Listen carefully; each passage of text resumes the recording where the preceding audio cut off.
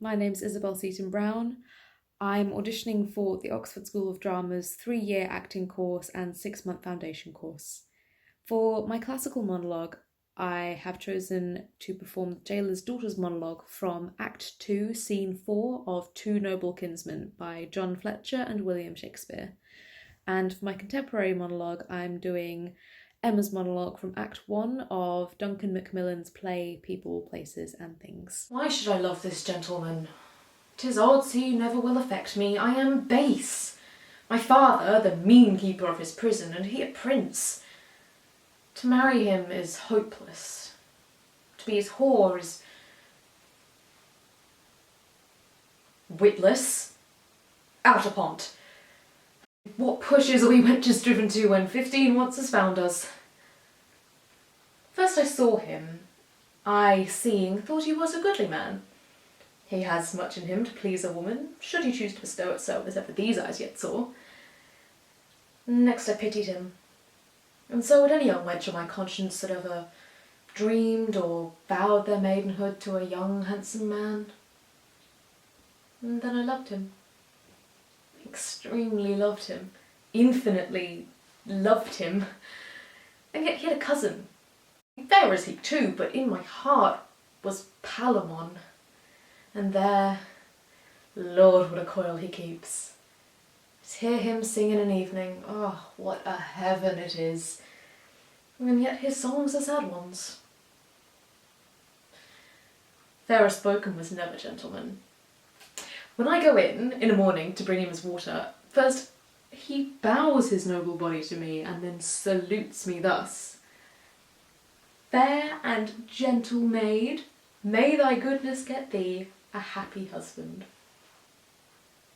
Once he kissed me, I loved my lips the better 10 days after. Would that he would do so every day. I find reality difficult. I find the business of getting up in the morning and getting on with the day really hard. I find picking up my phone to be a mammoth fucking struggle.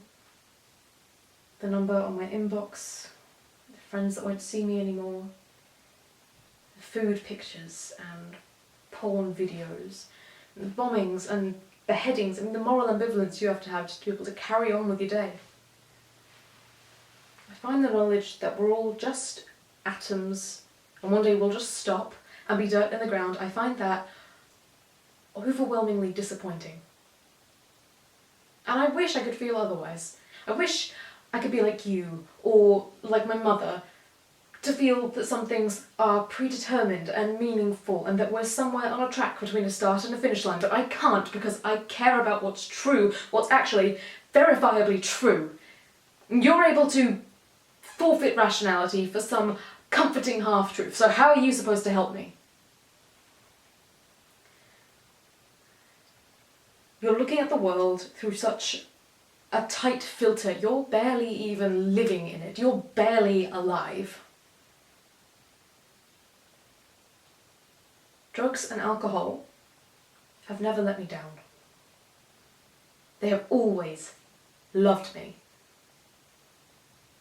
There are substances I can put into my bloodstream that make the world perfect, and that is the only absolute truth in the universe. I'm acting out because you're trying to take that away from me. So sorry.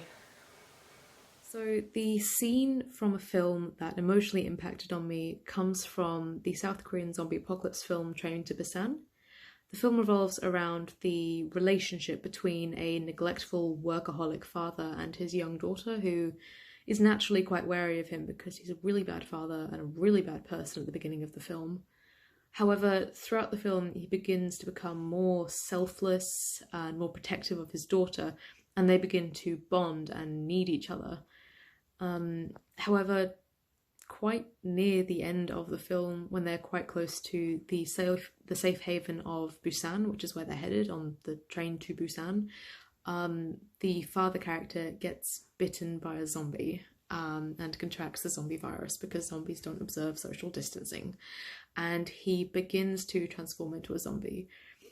he knows that he's going to have to leave his daughter for her safety and for the safety of the other survivors, and she is screaming and crying and begging because she knows what's going to happen too. And then all of a sudden he just starts crying, at which point I just started crying, and he hugs her one last time before rushing out of the train car and onto the railings outside. So I hadn't quite figured out what he was going to do at this point, but then he started to think about his daughter's birth, and I realised he's about to throw himself off the train, presumably to his death. Up until that moment, I had been thinking, maybe he's going to survive this somehow, you know, maybe it'll be fine. Maybe the love for his daughter will save him, but it didn't, and it was really disappointing and frustrating and heartbreaking, and I went from crying to bawling in that moment because he just started to smile for the first time in the film. He was thinking about his daughter and holding her for the first time, and he smiled, and I broke down.